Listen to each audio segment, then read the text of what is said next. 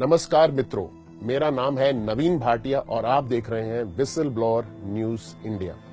आज की चर्चा का विषय है पेट्रोल और डीजल ये जीएसटी के अंदर क्यों नहीं है। इस विषय को समझने के लिए हम आपके सामने प्रस्तुत करेंगे तीन मुख्य तथ्य। पहला आंकड़ा, क्रूड ऑयल प्राइस। दुनिया में crude oil price Brent oil index तय करता है। आज की तिथि में क्रूड ऑयल का ब्रेंट इंडेक्स है लगभग $40 प्रति बैरल। एक बैरल होता है 158 लीटर का, यानी भारतीय रुपए में पड़ा लगभग ₹17.21 प्रति लीटर। अगर $43 प्रति बैरल लें तो यह आंकड़ा होगा लगभग ₹18.50। अब देखें दुनिया में गल्फ देशों में पेट्रोल का रिटेल प्राइस क्या है। बहरीन में पेट्रोल मिलता है ₹16.09, दुबई में मिलता है ₹28.90, कुवैत में मिलता है ₹14.80 प्रति लीटर, कतार में मिलता है ₹16.41 प्रति लीटर, ओमान में मिलता है ₹18.91 प्रति लीटर और सऊदी अरेबिया में मिलता है ₹9.76 प्रति लीटर। लेकिन भारत में पेट्रोल का दाम है ₹71 प्रति लीटर, यानी ब्रेंट इंडेक्स में जो तेल ₹17 का होता है, यहां ₹71 कैसे पहुंच जाता है। मित्रों, ₹17 कैसे पहुंचता है, इसे जानने के लिए हम आपके सामने प्रस्तुत करेंगे दूसरा आंकड़ा। इस आंकड़े में हम आपके सामने प्रस्तुत कर रहे हैं कि पेट्रोल का कॉस्टिंग मेथड क्या है भारत में। अगर पेट्रोल का ब्रेंट ऑयल इंडेक्स का दाम है $40 प्रति बैरल, यानी ₹17.21 प्रति लीटर, इस पर गवर्नमेंट क्या ऐड करती है? इस पर गवर्नमेंट ऐड करती है shipping charges, insurance charges, transportation charges, refining charges, storage charges, dealer का मार्जिन, ऑयल कंपनी का अपना प्रॉफिट। ये सब होता है लगभग ₹26 से ₹27 प्रति लीटर। यानी आप ₹18 में ₹27 जोड़ें तो तेल का दाम पहुंच जाता है ₹45 प्रति लीटर। ये बेस प्राइस है। इस ₹45 प्रति लीटर पे सरकार डालती है टैक्स। एक सेंट्रल एक्साइज टैक्स 23%, वैट 34%, दोनों मिला के हुए 57%, यानी ₹26 इस पर टैक्स पड़ता है। यानी पेट्रोल का दाम हो गया 45 प्लस 26 यानी ₹71 प्रति लीटर।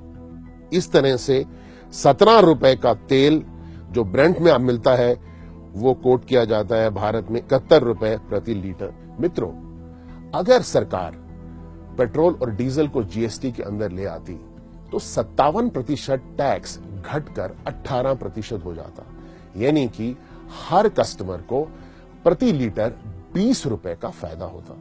अगर एक कस्टमर एक महीने में 150 से 200 लीटर पेट्रोल इस्तेमाल करता है तो उसको ये फायदा लगभग 3 से 4 हजार रुपए प्रति माह होने वाला था, यानी साल का 50,000 रुपए का फायदा।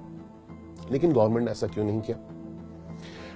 गवर्नमेंट को पता था कि एक व्यक्ति को लगभग 40 से 50,000 रुपए साल का फायदा होगा। दूसरा, जैसे ही जीएसटी अगर 18% ऑयल पे हो जाता है 57% से, तो महंगाई घट जाएगी, क्योंकि सारा सामान जो ट्रांसपोर्टेशन से आता है वहां पर डीजल और पेट्रोल के दाम घटने से, ₹20 प्रति लीटर घटने से ट्रांसपोर्टेशन का खर्चा कम हो जाता और उसकी वजह से चीजों के दाम कम हो जाते और महंगाई कंट्रोल हो जाती। लेकिन सरकार ने ऐसा क्यों नहीं किया?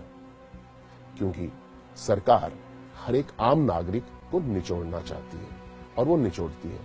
इसको समझने के लिए आप सीधे 3 तथ्य देखिए। पहला, जब हम इनकम कमाते हैं तो हमें उस पर देना पड़ता है 25 से 30% इनकम टैक्स। अब जो पैसे हमारे पास बचते हैं जिसमें हम खर्च करते हैं, उन खर्चे पे हमें देना पड़ता है 18 से 28% जीएसटी, और जो हम सेविंग करते हैं उस पर फिर हमें देना पड़ता है इनकम टैक्स 25 से 30%। यानी आप चाहे कमाएं या खर्च करें या बचाएं, आपको टैक्स तो देना ही पड़ेगा। सरकार ऐसा क्यों करती है? इसे समझने के लिए हम आपके सामने प्रस्तुत करते हैं तीसरा आंकड़ा। मित्रों, अब हम आपके सामने प्रस्तुत कर रहे हैं तीसरा और अहम आंकड़ा। यह है वेल्थ इनइक्वालिटी, यानी आर्थिक विषमता का आंकड़ा।